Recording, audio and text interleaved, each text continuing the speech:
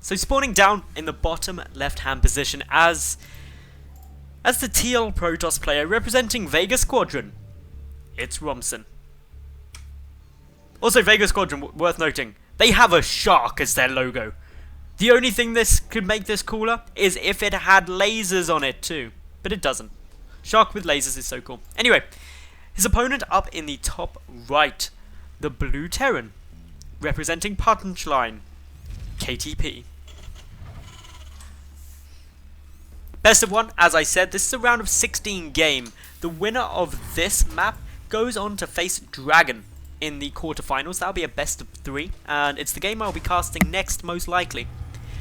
So, what comes down in a TvP? Well, for a start, you get some Marines and okay, no, seriously. I'm not going to joke around. What do you get in a TvP? You get 3 big stages. Gateway units are good. Stimmed bio with medevacs is good. Splash damage is good. And then this weird composition battle between Colossi and High Templar hitting storms and lasers up against Ghosts and Vikings trying to EMP and snipe and shred everything to death. So, it's a bit of a longer game. Lots of different plans that can come through. And not to mention, a whole ton of different timing pushes that can be utilised at any of those stages that kind of actually throw you off the norm. So it's a really exciting matchup to cast, and I do like it. It's probably tactically one of my favourite matchups to watch. Now, for the moment, we are just seeing Romson open with the double gases very early. How many probes he puts in these gases is going to be very important to know. If it's just 2, it's quite normal, but looks like going to be going up to 3. The third probe, oh actually no, pulls one out. It's running some more probes in. The reason I say it's important to note how many probes there are in gas is because that allows you to see just how aggressive of a tech build the Protoss player is going to be going for. If you see 6 probes nice and early, it's probably going to be some kind of blink play, potentially also some DTs, maybe a proxy Stargate, any of those viable. Blink play as well on Yonsu, very strong due to just how much cliff area there is up into the main base, so highly likely that could be on the cards, but not with these probes getting pulled out. Definitely not going to be on the cards now. At least not super early. Could still be a 2-base blink play or something like that, but that is less common. Romson going to be expanding out. Meanwhile, if we take a look over at KTP's side, he's adding in Reactor and also a Factory. This could be for a Hellion build.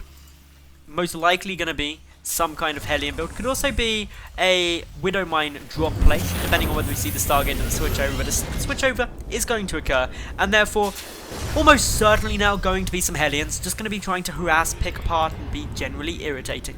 Stalker's good against Hellions, though. Mothership Cores, obviously immune to any damage from Hellions, so that's quite cool. Otherwise, second gas being added in here now for KTP as well, who's committing a lot to this 1-base build for the moment. Adding in the Tech Lab too, whereas from Romson, we're going to be getting the Stargate. Opting to put that at the natural base, that's going to make it harder for KTP to scout, but KTP isn't going to be too bothered about scouting this game. Interesting, only getting out the 2 Hellions and then going into the double Widowmine production. Widowmines do have some very interesting times up against Protoss players, and with the starport as well, we should be seeing a medevac added into that, just to allow some nice little drop play to come through. So the Hellions making their way forward. They're going to start trying to pick away at a couple of probes, with these probes being very brave, actually going head up against the Hellions and coming off on top. Taking down one of those Hellions so far. Only 1 worker killed. The second Hellion is going to go down. No additional workers die. And that was a beautifully good defense from Romson. Widowmines burrowing up now at the ramp and also at the side here, being a bit more defensive. The Stargate, I'm not sure if that was actually scouted. Let me take a look. No, it wasn't. Okay, so no Stargate has yet been seen. The Oracle coming through, and depending on the avenue at which the Oracle tries to enter into the main, will depend on whether it's successful or not. The Widowmine could get a very nice shot off, something to be very careful about. There are 4 Widowmines going to be coming down onto the field, as well as that medevac, so drop play could be coming through. Quick little switch now, yet again on these 2 production facilities. This opens up tank production, which we are now going to be seeing. Very interesting style coming down from KTP, not one that you often see.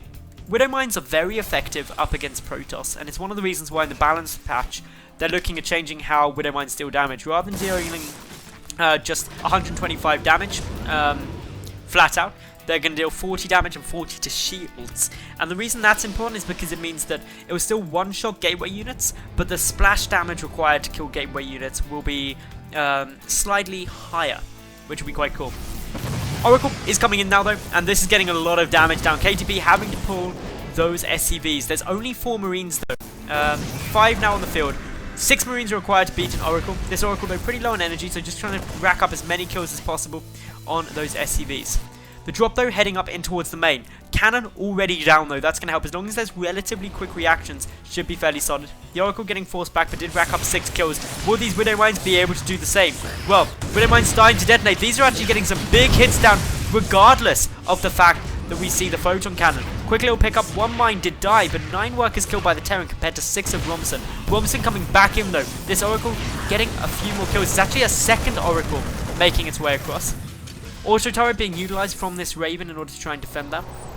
Economically speaking though, we are still seeing Romson look in a better economical spot due to this natural base. He's just got a far higher worker production, and as such he's at 34 probes up against 23 SCVs, and that relates to kind of this sort of look where actually gas income is higher for Romson due to having the 3rd assimilator, but also it's going to be tough for KTP because he's going to mine out quickly. He's now losing another good burst of Marines.